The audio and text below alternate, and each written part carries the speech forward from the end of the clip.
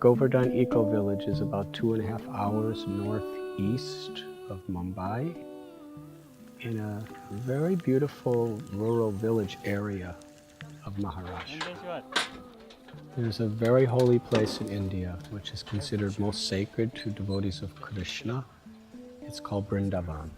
And in that Vrindavan is a mountain named Govardhan, which represents environmental, ecological harmony with spiritual principles. This place is very special. Certainly it's unique in India and perhaps unique in the whole world. It's like a retreat center. It's like a spa.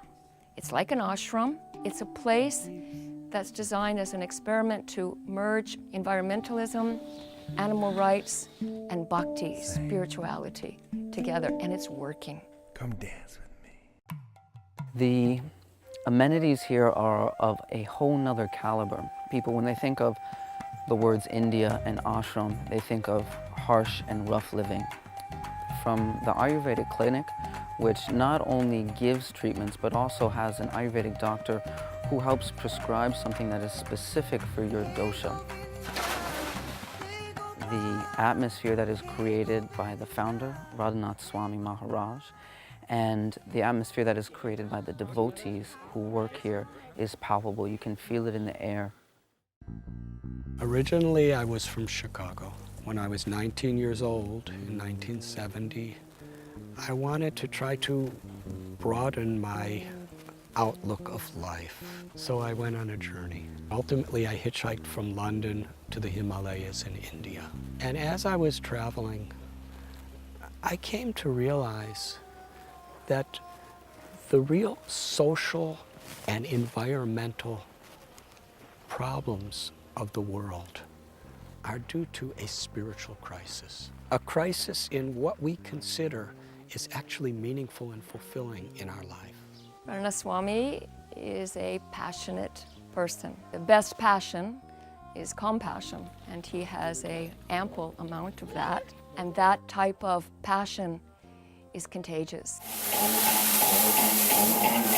Coming here and helping to doing the seva, the service, helping with the cows, helping with to weave mats, helping with make pottery.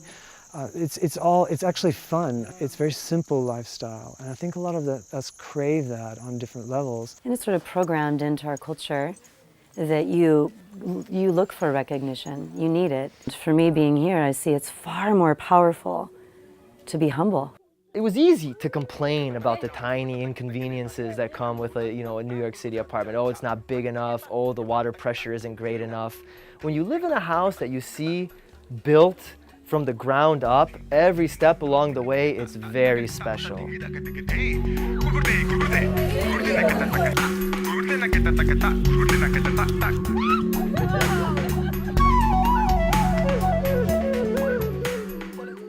When people come here, we're trying to inspire an educational, experiential alternative of a fulfilling, meaningful, sustainable, healthy life. Apart from these jasmine flowers which you're seeing, he grows a lot of these ladyfingers, okra. Yeah. So we network with all these farmers so that we purchase them in our kitchen and use them. Can we get this to the kitchen? We can give them to the, And the inspiration of this project, Srila Prabhupada, he called this transformation simple living and high thinking. We get 3,000 millimeters of rain annually. So the rainwater hits against those mountains, the Sahyadri mountain ranges, and flows down and collects here. And it is sufficient water for us to irrigate our fields for up to 6 to 7 months every year. The majority of India's population, which is 1.2 billion, lives in the villages. So one of the very important requirements to develop a village is how can water be conserved. The process begins here. As you can see, the raw sewage is falling and there are some screens.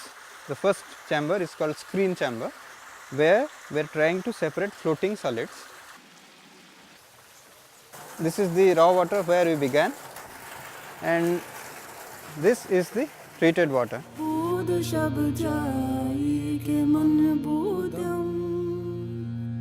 The uniqueness of this place comes from the fact that every waste is becoming a precious resource. That cow dung becomes a fertilizer for earth. He needs fire or energy for cooking his food, and therefore all of the cow dung we utilize for biogas plant. We need to make houses, so we use the same earth, and we have created 250,000 bricks. We call this a symbiotic recycling model. Flushing your toilet, you are contributing to the growth of a papaya. You are contributing to the growth of flowers.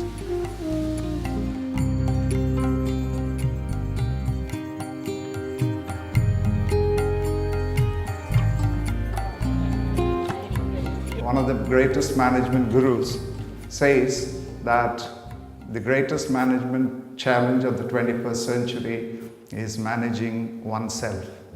Many corporate heads are having seminars and retreats here. And they also see alternative ways by which they could focus their own corporations and feel a real sense of responsibility to humanity.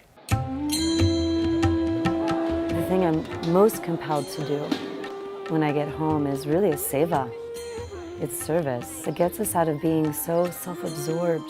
I always had too much, and now I want to have a simple life, like here. I love simple life, and my goal is to make a simple life in my home.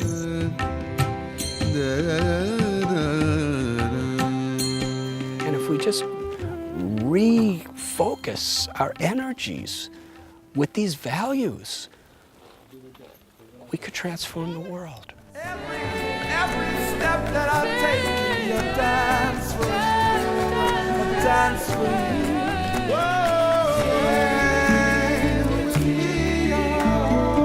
me. It's truly a miraculous, magical place on this planet.